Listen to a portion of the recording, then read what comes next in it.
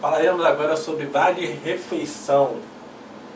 E eu pergunto a vocês, a empresa é obrigada a dar vale-refeição ao funcionário? A lei não diz nada que a empresa é obrigada a dar a vale-refeição para o seu funcionário, a não ser que esteja em acordo com a convenção coletiva. Mas a lei não diz nada que é obrigatório o vale-refeição, disponibilizar o vale-refeição ao seu trabalhador, ao seu empregado. O vale-transporte, sim, ele é obrigatório, mas o vale-refeição não está na lei. Pode estar em acordo com a convenção coletiva. Então, não é uma forma obrigatória. Mas a maioria das empresas disponibiliza o vale-refeição, e a única coisa que diz na lei é que você tem que ter um descanso, que é geralmente das 2 às 13, dependendo da carga horária ou da hora de trabalho, você tem que ter aquele descanso, de 1 hora de descanso, ou podendo chegar até 2 horas, como a própria, se tiver em acordo com a convenção coletiva. Então, mas a empresa não é obrigada a dar vale-transporte para os seus empregados. É uma coisa que eu comento muito em sala de aula com meus alunos. É uma parcela paga in natura pela empresa, não tem natureza salarial, então como vale-transporte, o vale-refeição também não é obrigatório esse valor ser descontado do INSS, recolhido do FGTS, descontado do imposto de renda, enfim, não entra para nenhum cálculo com relação a essas partes de impostos. Não se incorpora a remuneração para quaisquer efeitos. Não constitui como base de incidência de contribuição previdenciada e fundo de garantia de serviço. E nem se configura como rendimento tributável do trabalhador. Então foi o que eu falei. Não embute nada, é um valor que é pago pelo empregador ao seu funcionário. E não desconta-se nada. INSS, imposto de renda, FGTS, não serve como base para nenhum desses tributos. A lei não obriga o empregador a disponibilizar refeição ou alimentação ao funcionário. É o que eu estava explicando. A lei não obriga o empregador a disponibilizar. Mas se o empregador disponibilizar, só poderá descontar do funcionário até 20% do custo da refeição, conforme artigo a seguir. Isso está na Constituição, na CLT, artigo 458. A participação do trabalhador fica limitada a 20% do custo direto da refeição. Então é custo direto. O que isso quer dizer? Se o funcionário ele recebe R$300 no mês de refeição, a empresa só vai poder descontar dele 20% deste valor, ou seja, R$60. Tem empresas que descontam R$1 do trabalhador. Por quê? Alguns juristas entendem que não descontado esse valor de R$1, seja o mínimo qual for, esse valor de R$300 entra como salário do funcionário, salário embutido do funcionário. Então o que acontece? A empresa ao menos tem que descontar R$1 do seu trabalho, do seu funcionário, para dizer assim, é de alimentação. Eu posso descontar R$60, mas só estou descontando um para ele, porque o restante eu quero dar para ele, que é a alimentação do funcionário, eu não quero descontar mais nada além disso. Então, pode acontecer isso aqui de a empresa descontar R$1, que vocês já devem ter visto em muitos contra-cheques, em muitos lugares, descontando o mínimo. Ou às vezes nem desconta 20%, às vezes, por exemplo, desconta 10% do valor da alimentação. Ou às vezes a própria, em acordo com a convenção coletiva, tem uma alíquota menor de 20%, ao invés de 20% tem 5%. Então isso vai depender da convenção, acordo coletivo ou da própria empresa. Então esse é um pouco relativo, esse desconto dos 20%. Mas deixando claro que a empresa não é obrigada a dar, a não ser a fornecer a alimentação, exceto se tiver em acordo ou convenção coletiva, de uma forma obrigatória. Ok? E se a empresa disponibilizar, ela pode descontar até 20%. Nada mais, não podendo passar desse percentagem de 20%. E a seguir nós iremos ver um cálculo de vale refeição com relação a este desconto de refeição.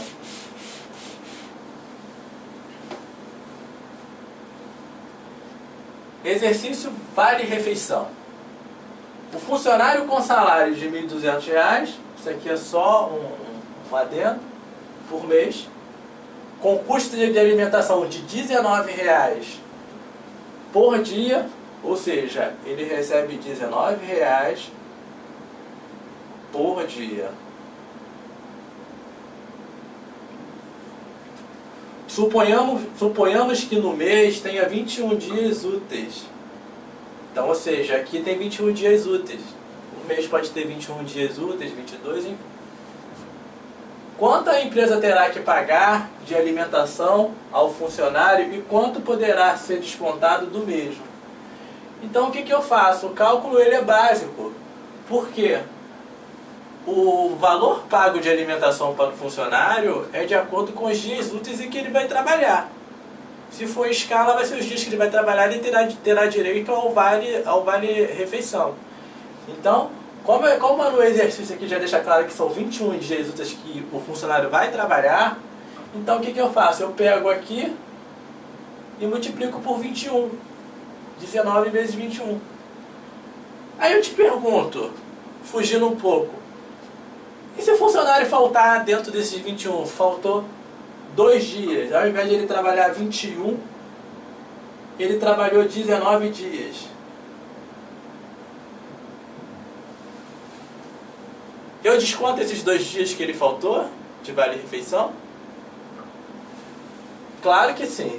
Eu desconto esses 2 dias, os 2 dias que ele faltou, porque ele teria que trabalhar 21, ele trabalhou 19, então logo eu desconto tanto o vale-transporte dele, que eu custeei, quanto o que a empresa custeou, quanto os 2 dias de vale-refeição. Então, como é que é feito o cálculo aí desse exercício aqui? Eu pego a quantidade de dias de alimentação que ele recebe por dia, multiplico pelos dias úteis e chego ao valor de R$ 399,00 por mês. Nesse mês ele recebeu esse valor. Se no próximo mês ele fosse trabalhar 22, eu pegaria os R$ 19,00 e multiplicaria por 22 dias úteis. E o valor descontado do funcionário? Como eu disse, é até 6%, é até 20%, perdoe, é até 20%. Eu pego esse 399 e multiplico por 20%. Chega o valor de R$ 79,80, que eu vou descontar do funcionário. E o resto do valor e o valor restante, a empresa que vai custear.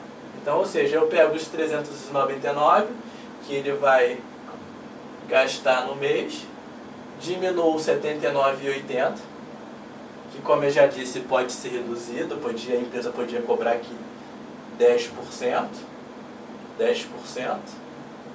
que chegaria a um valor de R$ 39,90 de liberação da empresa. Então eu pego o valor total que ele gastou e diminuo pelo valor do funcionário, e a empresa vai ter que pagar R$ 319,20 e o empregado R$ 79,80. Observação: a empresa pode descontar R$ 1,00 apenas do funcionário por mês de alimentação, de acordo com a lei. Caso não seja descontado nenhum valor, vira salário. É como se eu não desconto nem nada do funcionário, se eu não digo para o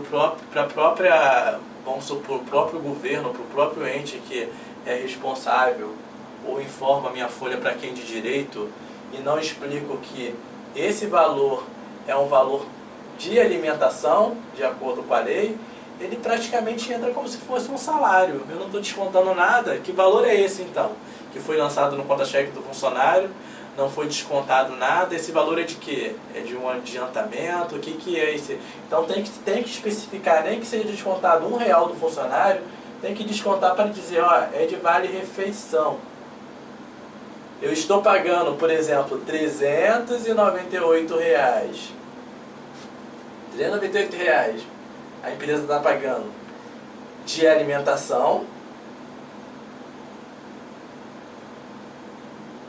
e descontando R$1 do funcionário. Então lá no contra-cheque vai estar lá, valor pago, R$398 de alimentação e R$1 na parte de desconto do funcionário com relação a esse vale-refeição.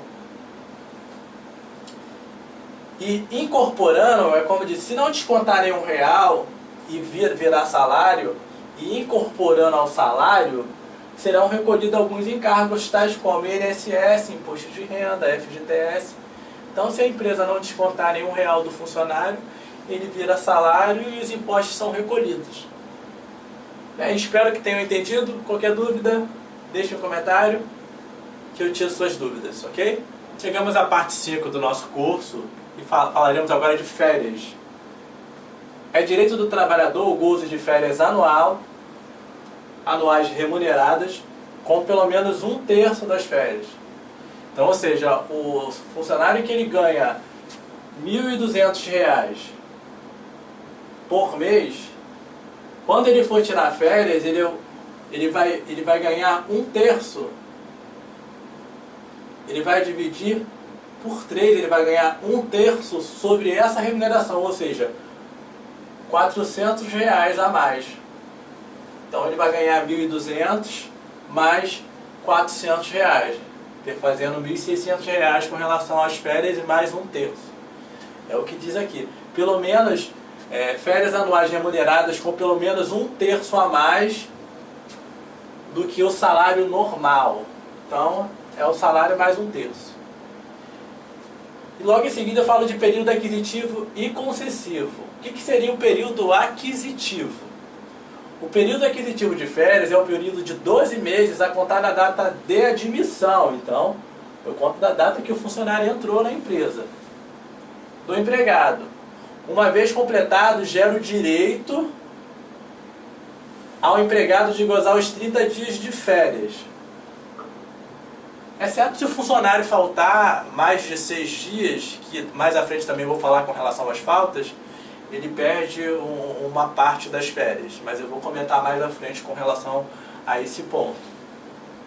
Então eu dou um exemplo, por exemplo, período aquisitivo, funcionário que entrou em 1/1/2017. O período aquisitivo dele vai vencer em 31/12/2017. E daí, daqui de 1/1/2018, começa um novo período aquisitivo, mas entramos no período concessivo, que aqui a própria lei diz que após os 12 meses, após o período aquisitivo, o funcionário vai ter direito a 30 dias de férias. Então aqui é o período aquisitivo dele. E aqui eu já entro num novo período aquisitivo, mas já entro no período concessivo, que é o período que eu tenho que dar as férias ao funcionário. Então eu vou ter mais 12 meses para dar, para não entrar em outro período aquisitivo. Porque se vencer, vai ter que ser pago as férias em dobro, que também eu irei relatar mais à frente. Esse é o período aquisitivo. Agora nós vamos para o período concessivo. O período concessivo de férias é o prazo que a lei estabelece para que o empregador conceda as férias ao empregado. Este prazo equivale a 12 meses subsequentes a contar da data do período aquisitivo completado. Então, ou seja, aqui iniciou o período aquisitivo e aqui completou o período aquisitivo. Este prazo equivale a 12 meses subsequentes a contar da data do período aquisitivo. Então, ou seja, acabou o período aquisitivo, você tem aqui o início de um novo período aquisitivo, mas de período concessivo também. Então aqui é o período concessivo, o início do período concessivo. Então, ou seja, o período concessivo vai de 1/1 de 2018 a 31/12 de 2018. Por quê? Eu tenho esse prazo aqui para dar as férias ao meu funcionário. Os 30 dias de férias.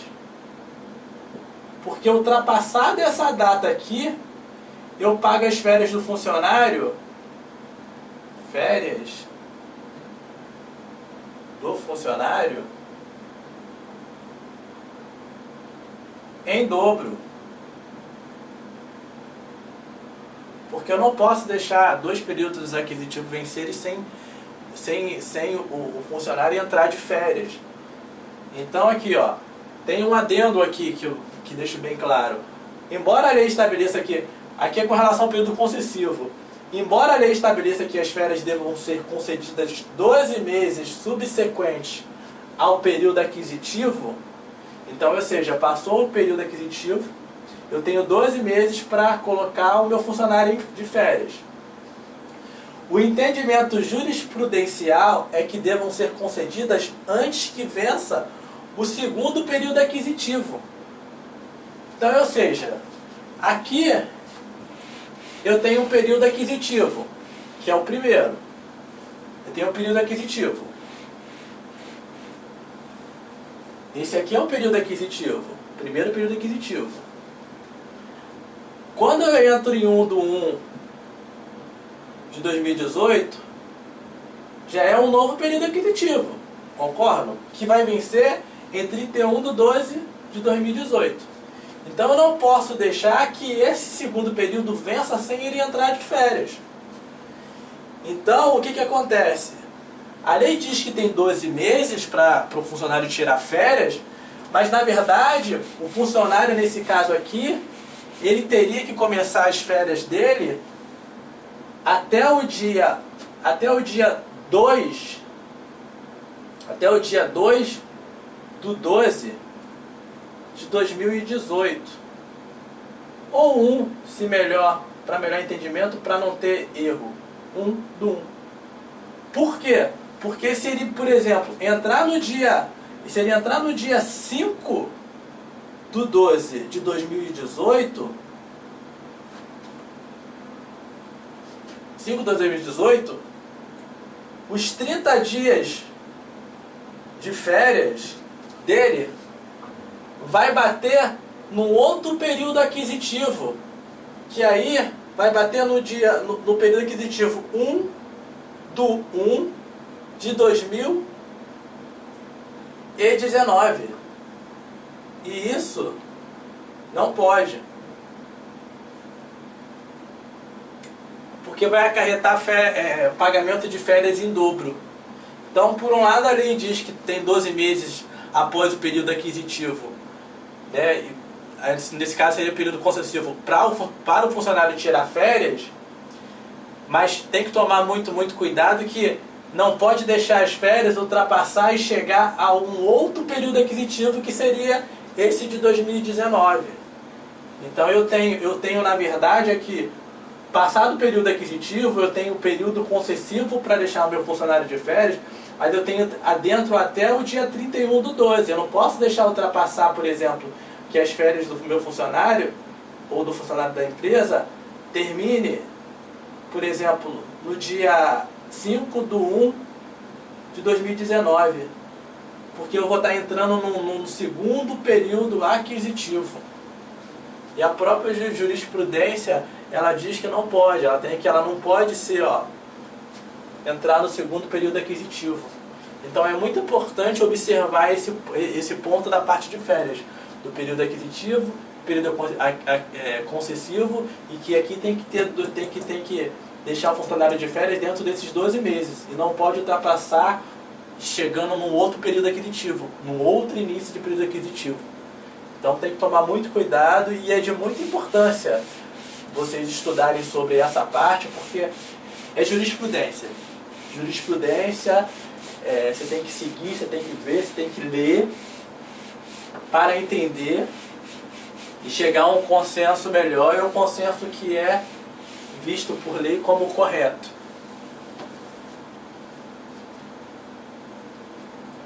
As férias poderão ser usufruídas em até 3 períodos em que um deles não poderá ser inferior a 14 dias.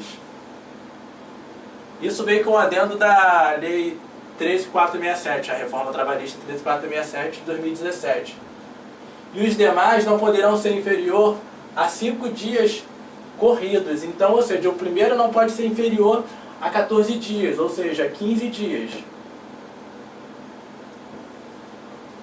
Os demais não poderão ser inferior, nesse caso, a 5 dias. Então, ou seja, não pode ser inferior a 5 dias. Então eu posso ter, por exemplo, 15 mais 8 dias mais 7 dias. Então eu posso colocar as férias podem ser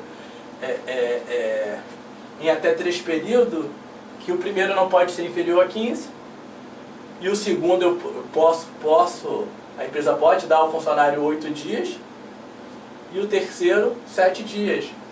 Muitas das vezes o funcionário acha até melhor, porque eu não quero tirar 30 dias porque eu não vou gostar, eu prefiro tirar assim quebrado, porque muitas das vezes eu posso fazer uma viagem em determinados períodos.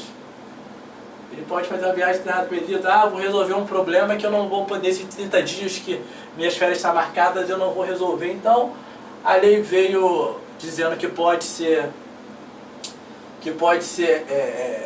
dividida em 3 vezes, e que desde que sigam essas regras. É vedado o início das férias no período de 2 dias que antecede o feriado, então, ou seja, 2 dias antes não pode começar as férias do funcionário, ou um dia de repouso semanal remunerado. Então, é essa a regra também, de 2 dias antes de feriados, ou repouso semanal remunerado. A época da concessão das férias será que melhor consulte os interesses do empregado, então, do empregador. Então, ou seja, não é o interesse do empregado, é o interesse do empregador.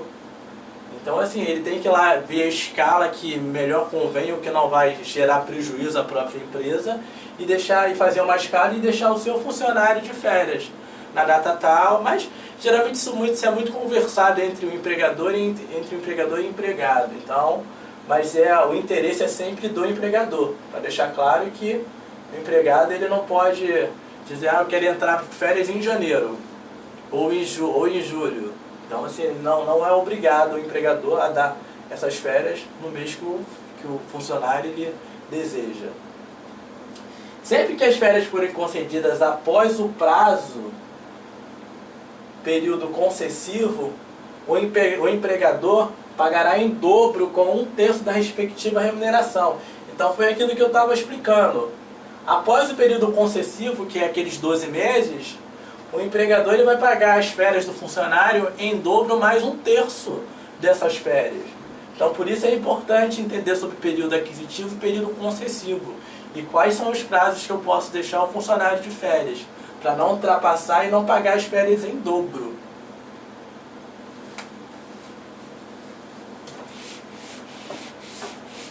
Falaremos agora sobre férias coletivas. Como é que funcionam as férias coletivas? As férias coletivas poderão ser concedidas a todos os empregados de uma empresa ou de determinados estabelecimentos ou setores da empresa. Artigo 139 da CLT. As férias poderão ser gozadas em 2 períodos anuais. Então aqui já muda com relação às férias comuns, já muda aqui a coletiva. Desde que nenhum deles seja inferior a 10 dias. Então, ou seja, nenhuma pode ser inferior a 10 dias. O empregador comunicará ao órgão local do Ministério do Trabalho com antecedência mínima de 15 dias as datas de início e término, de início e fim das férias. Então, ou seja, tem que ser comunicado ao Ministério do Trabalho essas férias, no caso, as férias coletivas com 15 dias.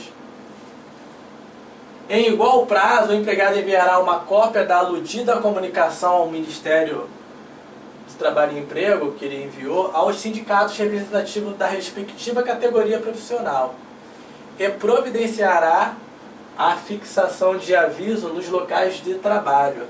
Então, da mesma forma que ele vai informar o Ministério do Trabalho e Emprego, ele vai informar, o empregador vai informar também ao sindicato representativo da classe. Os empregados contratados há menos de 12 meses gozarão da oportunidade de férias proporcionais, iniciando-se então novo período aquisitivo. Então, por exemplo, o funcionário ele trabalhou 6 meses. Ele tem 6 meses de trabalho. Nesse caso, ele tem direito a 15 dias. A empresa, nesse caso, ela vai dar uma férias para esse funcionário de 15 dias. Comunicou o funcionário, deu a férias de 15 dias. Após esse retorno, começa a contar um novo período aquisitivo.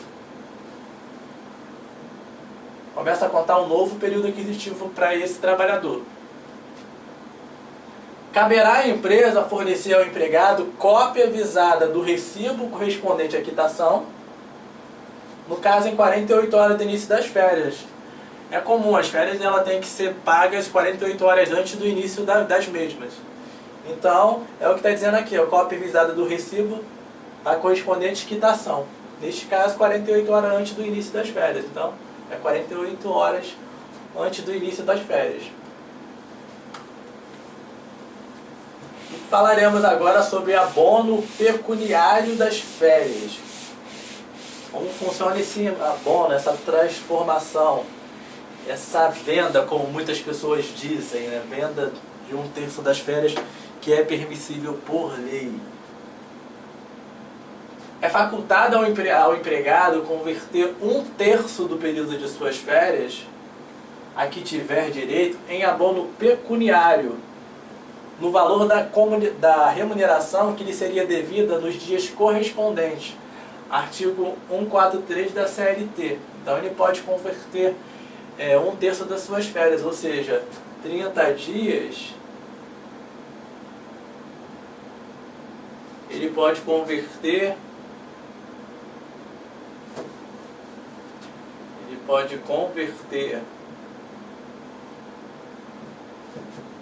10 dias de suas férias. O abono de férias deverá ser requisitado até 15 dias antes do término do período aquisitivo.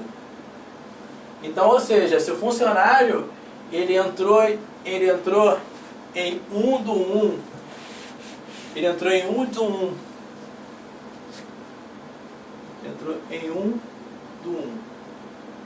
de 2017, ele tem até 16/12 de 2017 para fazer esse requerimento. Ele tem até 15 dias antes do término do período aquisitivo para pedir esse abono, nesse caso, né? Pedir o abono pecuniário.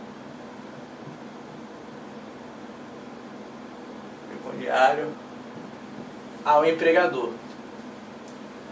Tratando-se de férias coletiva, a conversão deverá ser objeto de acordo coletivo entre o empregador e o sindicato representativo da respectiva categoria profissional, independendo de requerimento individual a concessão do abono. Então, as férias coletivas de acordo coletivo entre o empregador e o sindicato representativo. O pagamento da remuneração das férias, se for o caso, do abono, serão efetuadas até 2 dias antes do início do respectivo período. Artigo 145 da CLT. Então, o pagamento das férias ele é até 48 horas antes do início dela. Então, isso aqui nós já explicamos até no slide anterior. O empregado dará quitação do pagamento com indicação do início e dos termos das férias. Então, vai dar a quitação do início e do término das férias. E agora nós faremos um exercício com relação às férias em abono pecuniário do funcionário. Como é que é feito esse cálculo? O funcionário com salário de R$ 1.800 por mês vai entrar de férias entre 1/6 a 30/6 de 2017. Quanto o funcionário irá receber de férias? Então as férias não é as férias mais 1/3 das férias? Então, se o funcionário ele ganha um salário de R$ 1.800, ele vai entrar de férias dessa data aqui, ele vai tirar 30 dias de férias, quanto é que eu vou pagar ele? Nada mais é que eu pego o salário de 1.800. O que é 1/3? Pego o salário dele e divido por 3. Eu chego a um valor de R$ 600. E qual o total de a receber das férias do funcionário? Nada mais é que os R$ 1.800 somados 600, que é igual a R$ 2.400 de férias. Esse é o direito das férias que o funcionário tem a receber. Então aqui, ele vai receber de férias R$ 2.400, tirando os impostos que é permissível por lei. Segundo exercício, o funcionário com salário de R$ 1.700 por mês vai gozar suas férias de 1/6 de 2017 a 20/6 de 2017, pois solicitou que fosse convertido 1/3 do período de férias a que tem direito em abono pecuniário. Quanto o funcionário irá receber de férias mais abono pecuniário? Aqui já é diferente do segundo exemplo, porque o primeiro exemplo era só o salário e 1/3 do salário. Aqui o funcionário quer transformar 10 dias em abono pecuniário. Então ele vai, na verdade, como muitos funcionários chamam, ele vai vender 10 dias para o empregador. Ele não quer tirar 20, ele não quer tirar 30, ele quer tirar apenas 20 dias. Então como é que é feito o cálculo? O salário do funcionário é 1.700. Pega-se o salário do funcionário, divide-se por 30 dias, que é dia de férias, e multiplica por 20, que chega um valor de R$ 1.133,33. Da mesma forma, que eu pega-se esse valor, divide por 3, que chega a ser o valor de R$ 377,77. Então, pega 1.133,33 e divide por 3, igual 377,77. E como é que eu calculo o abono pecuniário? É a mesma fórmula. Eu pego o salário do funcionário, divido por 30 e multiplico por 10. Que aí eu vou achar o abono pecuniário do funcionário. Esse abono, pessoal, não é descontado nenhum imposto dele, tá? Imposto de renda, não é recolhido FGTS, não é descontado INSS. É um valor que é pago de abono para o funcionário. Então ele não tem incidência nenhuma em nenhuma alíquota, esse valor de 10 dias. Ok? Então o cálculo é o mesmo cálculo, pega o salário, divide por 30, multiplica por 10, que chega a esse valor de R$ 566,67, e 1/3 desse valor, que é a mesma coisa que 566,67 dividido por 3, que é igual a esse valor de 188,89. Então, quanto é que ele vai receber das férias mais o abono de férias? Simplesmente eu pego esses valores e somo. R$ 1.133,33 mais R$ 377,77 mais R$ 566,67 mais R$ 188,89. E somo esse valor que o funcionário vai receber com relação às suas férias. Agora existe um porém aqui, é como muitos dizem. Quando você vende 10 dias de férias, na verdade você ganha 40 dias de férias. Por quê? A férias do funcionário aqui não é de 20 dias. Ou seja, de 1/6 a 20/6, aqui são 20 dias. Do dia 21 ao dia 30 são mais 10, ou melhor dizer, os 10 dias vendidos do funcionário são mais 10 dias. Que a empresa vai pagar para o funcionário para ele trabalhar para ela lá na empresa, até porque ele não quer. Para ele é mais vantajoso vender esses 10 dias também. Então ele quer vender. Mas olha só, entre o dia 21/6/2017 a 30/6/2017 são mais 10 dias. Esses 10 dias vão ser trabalhados pelo funcionário. Ele também vai receber esses 10 dias. Por isso que as pessoas, quando vendem 10 dias, sempre quando ela retorna, sempre tem o valor a receber. Por quê? Além de ela já ter recebido os 20 dias de férias que ela gozou, mais 10 dias de abono pecuniário que ela vendeu, ela ainda vai receber esses restantes dos dias que ela vai trabalhar no mês. Então ela ainda tem mais 10 dias de trabalho para receber quando for até o 5º dia posterior, ou seja, até o dia 5, até o dia 5/7/2017, ela vai ter 10 dias trabalhados para receber ainda de férias. Então, na verdade, aqui, o funcionário, ele ganha, na verdade, ele trabalha, na verdade, mais 10 dias, mas, na verdade, dentro do mês, o funcionário ele ganha 40 dias. E não apenas 30 dias. É por isso que muitas pessoas dizem que quando vendem as férias, ganham 40 dias de salário. Mas é uma grande verdade, porque está bem claro aqui, 20 dias de férias gozadas, mais 10 dias de abono pecuniário, seria a venda de férias, mais 10 dias trabalhado, fazendo 40 dias no mês. Então é 40 dias que o funcionário ele tem direito a receber. Espero que tenham gostado da parte de férias, das explicações. Qualquer dúvida, deixe um comentário que eu respondo assim que puder.